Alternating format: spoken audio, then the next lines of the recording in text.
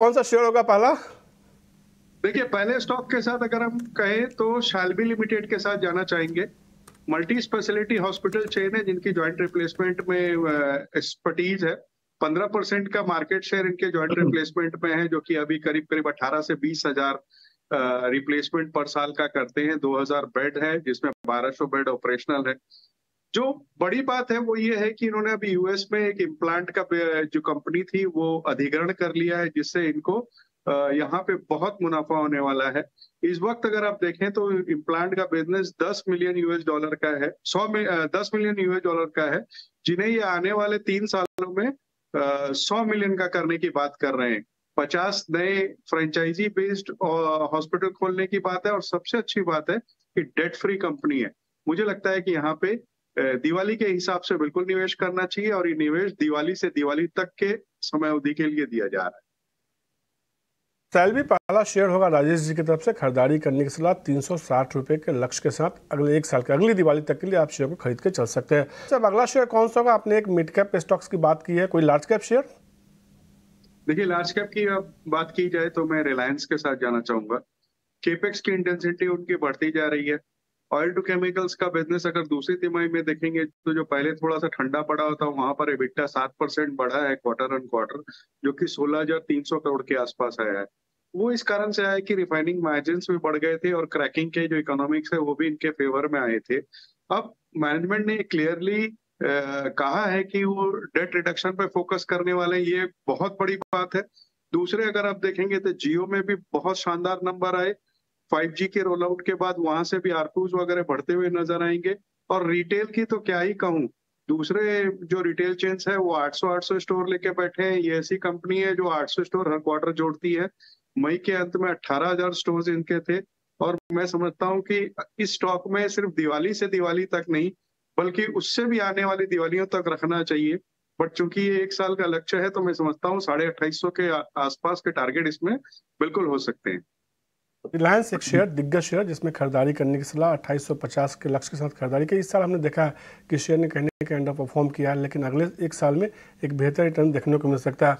और राजेश जी, स्वदेश पे आज बिल्कुल आपने जो है ना लंबे अरसे बाद मैंने एक स्वदेशी भाषा सुनी है, क्या ही कहूँ, कितने स्टोर्स खोले हैं इन्होंने। तो रिलायंस एक शेयर है जो राजेश जी को यहाँ से अच्छा पसंद आ रहा है। राजेश जी, कौन सा अगला शेयर होगा? जो मेरे प्रोड्यूसर हैं वो बता रहे हैं कि रिलायंस ग्रुप पे ज़्यादा भरोसा जता रहे हैं। जी, बिल्कुल सही कहा आपने। कोई ऐसा संजोग ही बैठा है कि रिलायंस ग्रुप की ही दूसरी कंपनी जियो फाइनेंशियल के साथ जाना चाहूंगा। हालांकि लिस्टिंग के बाद से इसने कुछ खास निवेशकों को दमखम दिखाया नहीं है, बट मैं ये मान के चलता हूँ कि 5 साल की अवधि में किसी को निवेश करना हो तो ये बेस्ट ऑप्शन हो सकता है। इस वक्त की बात की जाए तो अगर आप देखेंगे तो इनके पास टेलीकॉम और रिटेल का जो डेटाबेस है वो इनके बहुत काम आने वाला है। तीसरी सबसे बड़ी फाइनेंशियल कंपनी है भारत की। नए इन्वेस्टर्स अगर इसमें निवेश करते हैं, कुछ फॉरेन इन्वेस्टर्स, तो एक वैल्यू अनलॉकिंग हो जाएगी। और सबसे बड़ी बात आप देखो तो लाइफ जनरल में नॉन बैंकिंग फाइनेंसिंग में एसेट मैनेजमेंट में ये कारोबार करने की कोशिश कर रही है। 6.1% इनके ट्रेजरी में रिलायंस इंडस्ट्रीज के शेयर है। ब्लैक रॉक के साथ इन्होंने टाई अप किया है एएमसी के लिए। और बहुत बहुत पॉजिटिव बात ये कही जा सकती है कि कामत साहब, हितेश सेठिया साहब, चिरंजीत सिंह आत्रा साहब इनके हेल्म में है। तो इन सारी चीजों का दारोमदार ये होता है कि एक कंपनी आपको लंबे अवधि में बहुत अच्छे रिटर्न दे सकती है। तो यहाँ पे बिल्कुल निवेश की सलाह रहेगी।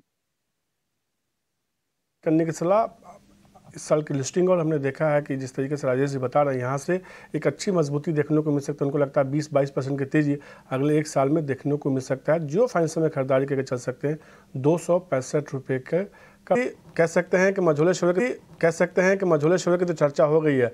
अब तो लार्ज कैप शेयर बता दीजिए हमारे दर्शकों को। तो ऑटो क्षेत्र से दिग्गज कंपनी जिसके नतीजे मेरे ख्याल से कुछ समय पहले आप स्क्रीन पर फ्लैश हो रहे थे, Mahindra and Mahindra M&M limited 1550 के ऊपर शायद मौजूदा स्तर है। जो नतीजे अभी हमारे सामने आए उसको तो अभी विश्लेषण करना पड़ेगा हमें, लेकिन जो भी मेरी नजर पड़ी थी आंकड़ों को लेकर के, तो उम्मीद से बेहतर आए जो हमारी उम्मीद। 1542 का भाव है इसका। माफ कीजिएगा। तो मुझे लग रहा है कि यहां से अब अगर आप साल भर का नजरिया रखते हैं एक तो एसयूवीज जो लॉन्च किए और जो लॉन्च करेंगे उसको लेकर के उत्साह। कमर्शियल व्हीकल में भी हमने सुना है कि एक रिन्यूड प्रोडक्ट रेंज लॉन्च करेंगे तीनों कैटेगरी में, लाइट, मीडियम और हैवी कमर्शियल व्हीकल में और मल्टी टनेज व्हीकल्स में। Light utility vehicle, tractor, agri equipments में तो मेरे ख्याल से इनकी जो बादशाहत है वो स्थापित ही है। और हमारा अनुमान कहता है कि अगर साल भर के या उससे ज्यादा आपका समय सीमा है आपके पास, तो 1730 के लक्ष्य, ये बहुत ही न्यूनतम लक्ष्य हम आपको बता रहे हैं मनीष। हमारा पूरा अनुमान है कि नतीजों के आधार पर इसको और भी ऊपर की तरफ लेके जाएंगे, लेकिन फिलहाल 1730 का लक्ष्य। 1730 का जो लक्ष्य है उसके साथ खरीदारी करके चल सकते हैं। और गौरांग सर ने सीधे तौर पर कहा कि ये न्यूनतम लक्ष्य है, मिनिमम। और समान तौर पे जितना मैं गौरांग सर को जानता हूँ, वो इस तरह बोलते नहीं है कि मिनिमम लक्ष्य, वो एक टारगेट बताते हैं। तो उनको लगता है कहीं ना कहीं कि इसमें तेज़ी और देखने को मिल सकती है। महिंद्रा एंड महिंद्रा में इस लक्ष्य के भी ऊपर जा सकता है। अगले एक साल में आप नज़र बना के चल सकते हैं, शेयर को अपने पोर्टफोलियो में लेकर चल सकते हैं।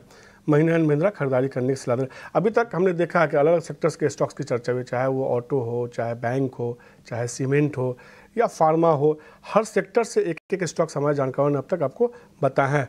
राजेश जी, आपकी तरफ से आखिरी शेयर कौन सा होगा? देखिए, आखिरी शेयर की बात की जाए तो मैं आंध्रा पेपर के साथ जाना चाहूंगा, जिनकी यूनिट राजमुंद्री और कड़ियाम में है। कैपेसिटी इनकी 2,48,000 टन की है। अगर आप देखेंगे तो भारत में टॉप 10 इंटीग्रेटेड पेपर कंपनी देखेंगे तो इसमें से ये एक है, और अभी ये प्रोडक्ट डाइवर्सिफिकेशन वगैरह में जा रही है।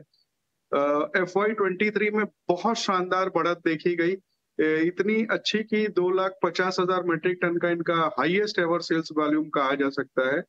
कुछ ग्रीनफील्ड एक्सपेंशन की बातें हो रही है, केपेक्स कर रहे हैं अपने पल्प प्लांट को अपग्रेड करने के लिए। इन सब चीजों के मद्देनजर और खास करके इस बात के मद्देनजर कि आने वाले दिनों में जो न्यू एजुकेशन पॉलिसी आ रही है या सरकार का रवैया है प्लास्टिक वगैरह को यूसेज कम करने की, इन सब चीज के हिसाब से मुझे लगता है ये स्टॉक 680 रुपया तक एक साल में जा सकता है। पर आखिरी शेयर होगा जो राजेश जी को पसंद है, उनको लगता है कि इस शेयर को आपको पोर्टफोलियो में जरूर रखना चाहिए। 680 रुपये के लक्ष्य के साथ खरीदारी करके चल सकते हैं, अगले एक साल का ये लक्ष्य है। तो स्वदेश की लगातार ये कोशिश है कि दिवाली पर आपको एक से बढ़कर एक शो बताया जाए, और इसी क्रम में आज हमने बात की पोर्टफोलियो में धन बढ़ से, यानी कि ऐसे शेयरों की हमने बात की जो हमारे जानकारों ने बताएं।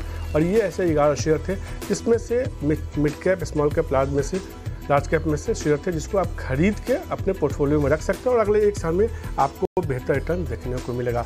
आज के इस खास शो में इतना ही, मुझे दीजिए इजाज़त, नमस्कार।